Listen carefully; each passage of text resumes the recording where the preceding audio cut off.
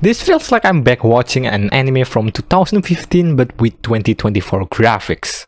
Hello, this is Nee, and it's been a very long time since I reviewed an anime.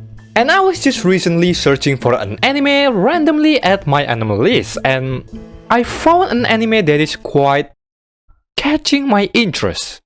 The anime is called God's Game We Play, or Kamiwa Game ni Ueteiru. I'm not going to spoil you much about it, at least to the point where you can still enjoy watching it. But there are many things that I want to talk about. And before we jump through my review, I will tell you a brief explanation about this particular anime and why I found it intriguing to review. So, the story starts with a discovery where there is a woman trapped inside an ice. But that woman is a former god. And why did she get trapped inside an ice? Well, because she overslept for hundreds of years. Long story short, she wants the best player in the world to face her because she wants a trustworthy person to help her become one of the gods again. And how to achieve this? Humanity has a chance to face the gods and play with their games and their own rules. Humans that are qualified to jump into the gods' world will be called students, and they also have a unique skills to help them win the games.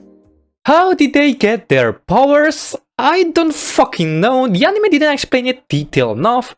But the twist is that every person who challenges the gods to play their game and loses 3 times will lose their right to challenge the gods again, which is a retirement to put it simply.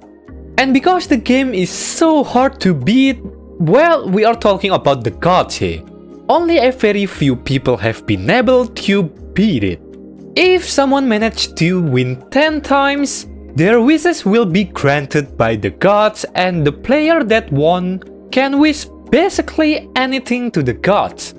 And the former god who really likes to play games basically needs that 10 win games with the help of the main character who is known as Genius Rookie. The story will escalate from there with so many gods games that will be shown throughout the anime. Did you catch up with me? Because the story pretty much is confusing from the start. Now, let's review this anime. The best way I can describe this whole experience about the anime is like you are going back watching a 2015 harem anime. That's basically it. It's a shame that this anime has some of the most generic harem storylines, but the drawing is good. And the premise of challenging the gods with a former god by your side, I think it's a pretty cool idea.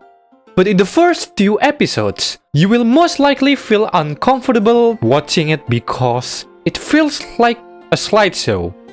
The animation feels rigid and tacky. It really feels weird to get comfortable with it. But once you get adapted to the animation, it feels meh. And also, some of the explanation that's been going on about the world and the game feels rather confusing. Then, I tried to slowly understand some of it. For this case, the explanation about how they beat one of the gods game, I realized that the answer is too simple. But the anime makes it too complex. Does that make sense? And what I mean about simple, it's not like a No Game No Life experience or Kaiji experience where when the simple answer is coming, you are thinking like, oh, that is the answer? How did I not think of that? It's more like, that is the answer? Like, how did that even make sense or exist? Like, how? Speaking of No Game No Life earlier, I feel like this anime tries to get the same feeling as No Game No Life, but fails. I think the reason this anime failed to recreate the thrill of playing a game with the gods is because it has less risk involved. For example, in No Game No Life, every game has high stakes, whether it is a kingdom's future, the existence of someone, or even their own life. That makes the game more thrilling and entertaining. They have a goal that needs to be achieved, so they cannot afford to lose a single game ever. But in this anime, if they die in the middle of a game, they will be sent back to the human realm with the only risk that they will experience is getting 3 lose strikes. Yeah, it could lead to the retirement of a player, but still, you have more life and time to waste. And the motivation of the main character is just too basic and boring. I want to find a girl that once played with me when I was a kid. Man, shut the hell up, you sim fucking goofball! I think I'm ranting too much about this anime. So now, I want to tell you why you should watch this anime. If you are the type of person who enjoys the mid-2015 harem anime plot, I think you will like it. It is quite painful to watch in the first 2 episodes, but after that, oh boy, trust me, it just got even better. This is one rare anime that gets better when approaching its ending. The plot is a total random rollercoaster emotion of funniness and unexpected things that will entertain you throughout the whole season. At the start, the main character will fight a giant fucking colossus god that looks like an Elden Ring boss. And in the next few episodes, they will play a Yu-Gi-Oh! Mario Party and try to survive a god's game where they need to avoid getting caught by this huge freaking cat. And the characters are so goddamn gorgeous and pretty. The art style makes the character more bearable to watch than the actual animation. That is one of the reasons that made me stay to watch the whole season.